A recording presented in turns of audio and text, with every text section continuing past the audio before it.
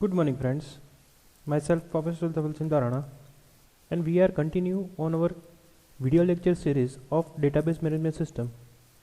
As we discuss so many things on unit number 7 known as a transaction processing in my previous lecture. I hope you are enjoying my video lectures and you learn so many things from these video lectures. So guys, as previously we will discuss a two serializability known as conflict serializability and a different types of conflict serializability with serialized schedule.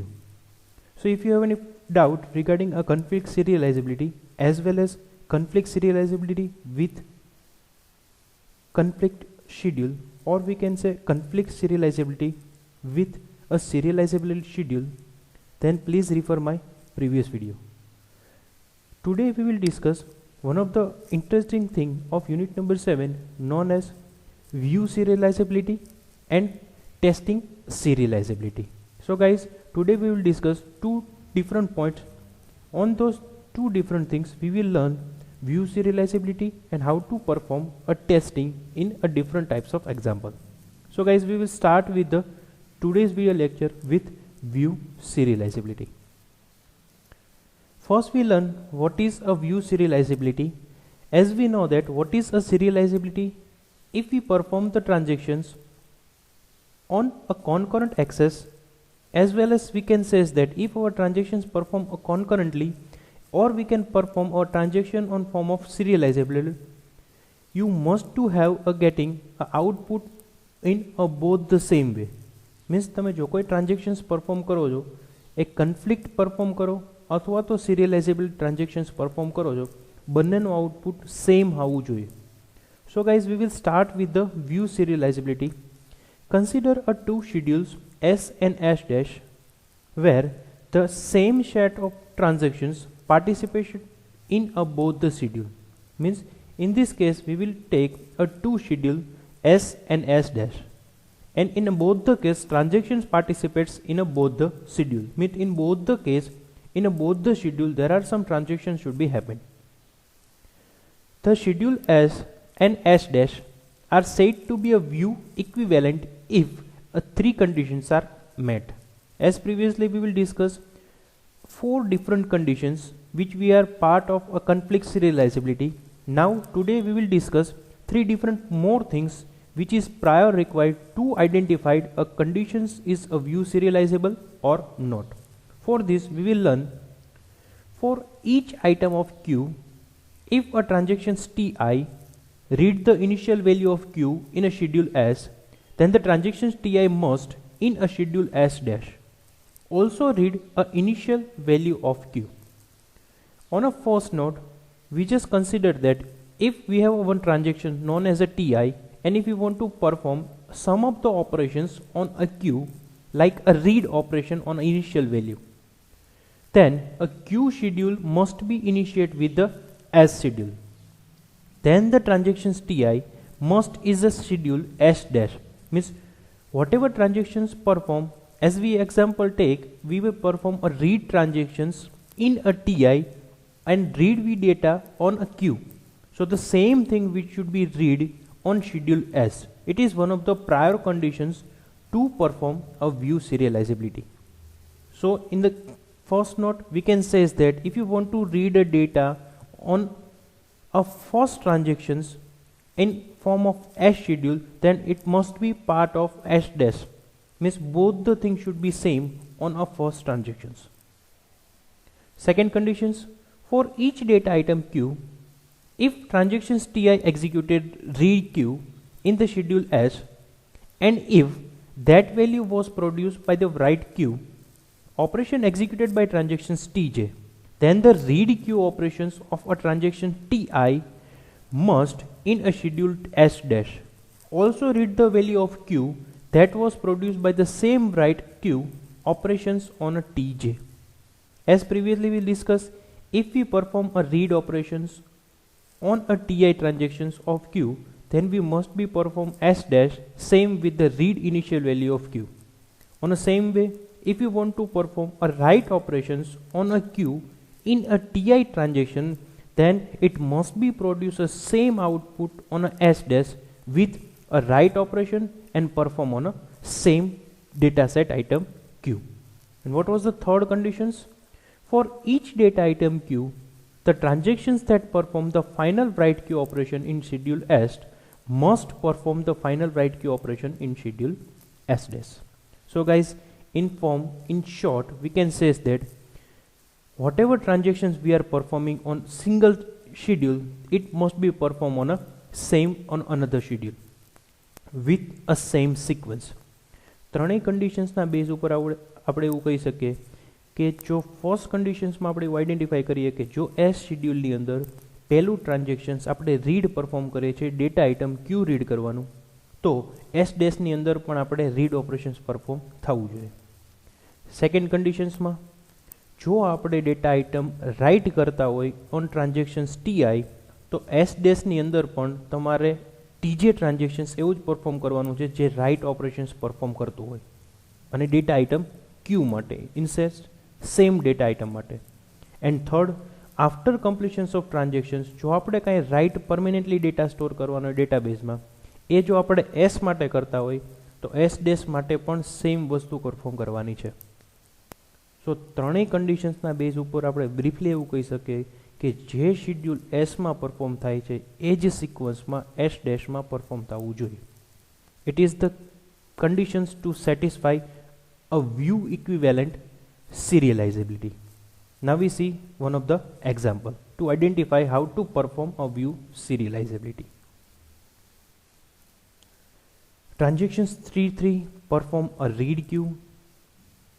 There are the three different transactions: transactions T3, transactions T4 and transactions T5. If we want to perform a read operations on a transactions T3 and then we are performing a write operation, then in a second transaction we are directly perform a write queue, and on transactions T5 we are performing a write queue. In particular example, we can say that if we are performing any of the transaction on a data set Q, then we perform all the transaction on a same data item, and then we can say it is a view serializability. But if you have a doubt regarding a previous three conditions, sirs, in our first note we can say that if we are performing a read operation on S, then why we are not performing S dash as a read queue? So guys, it is the way that in a schedule S, the transactions T4 and T5 perform the write queue operations without having performing a read operations. હમણાં જ મેં તમને કીધું કે પહેલો જ doubt એવો આવશે કે પહેલી કન્ડિશનમાં તો સર આપણે એ ડિસ્કસ કર્યું હતું કે જો એસ ડેશ એટલે કે અહીંયા આપણે T3માં રીડ ઓપરેશન્સ પરફોર્મ કર્યું તો T4 અને T5માં એટલે કે એસ ડેશમાં પણ સેમ ઓપરેશન્સ પરફોર્મ થવા જોઈએ, પણ આ એક્ઝામ્પલમાં એવું થતું નથી.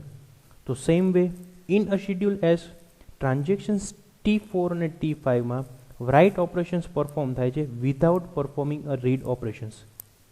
Write of this sort called a blind write.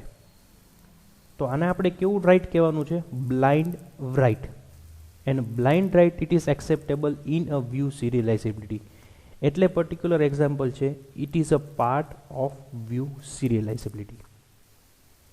ફરી વખત રિપીટ કરી દઉં છું. પ્રીવિયસ ત્રણ કન્ડિશન્સ જે પણ શેડ્યુલ એસમાં પરફોર્મ થાય છે on a same data item set, એ જ સિક્વન્સમાં તમારા રેસ્ટ ઓફ શેડ્યુલમાં પરફોર્મ થતા હોય ટ્રાન્ઝેક્શન્સ, તો એને વ્યૂ સિરિયલાઇઝેબિલિટી કહી શકીએ.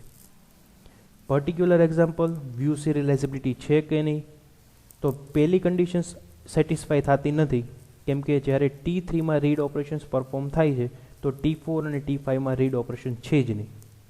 But on some specific and specialize conditions view serializability accept કરે છે without performing a read operation you can perform the write operation. It is not as a blind right.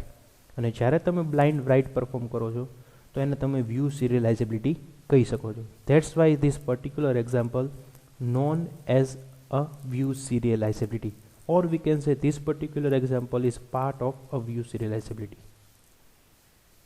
View serializability schedule with a blind write is a not conflict serializability. Why this line should be mentioned in the last one?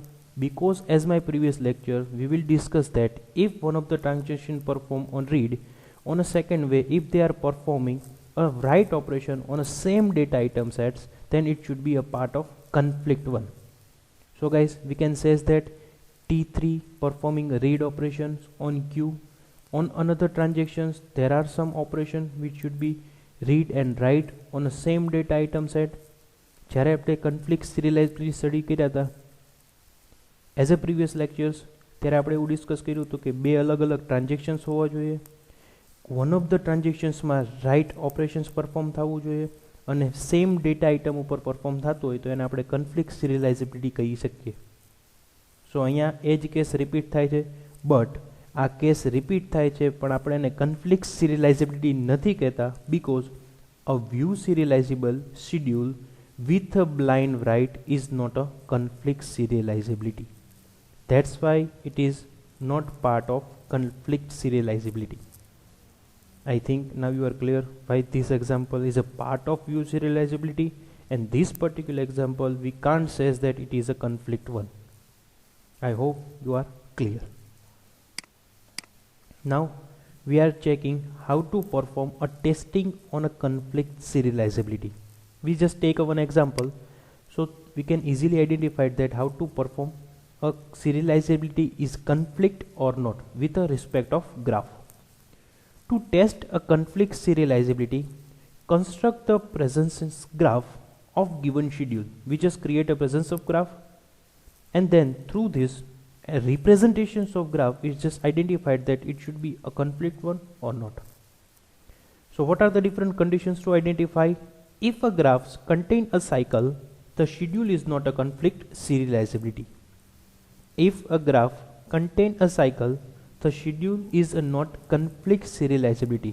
But if the graphs contain a no cycle, then the schedule conflict a conflict serializability. So there are the two different conditions through which we can easily identify that based on a prepared graph, a particular example is conflict one or not conflict serializable. Schedule 1 and 2 are a conflict serializable as the precedence graph for the both the schedule does not contain a cycle. So for that we create as much as given schedule, we want to prepare a precedence graph for individual schedule, and if both the schedule does not contain cycle, then we can say that it should be a conflict serializability, because a conflict serializability happen with two or more than two schedules. If a schedule performing independently, then there is no way to identify a conflict serializability. So guys, you must be remember that if a given schedule is more than one, and then we can identify that a particular transactions or schedule, it should be conflict one or not conflict based upon a precedence graph. While the schedule S is a not conflict serializable as a precedence graph, for this contain a cycle. As previous example, if we draw a conflict diagram or we can say precedence graph, then we can say that a particular schedule is not a conflict one, because as previously we says that on a view serializability, if your transaction is a part of view serializable, then a blind write is not part of a conflict serializability. So that's why this line should be mentioned that a particular schedule is not a conflict serializable. Now the first question is in your mind that how to design a precedence graph. Now we see that how to design a precedence graph. Just to take example, is the corresponding schedule conflict 9 is a serializable or not?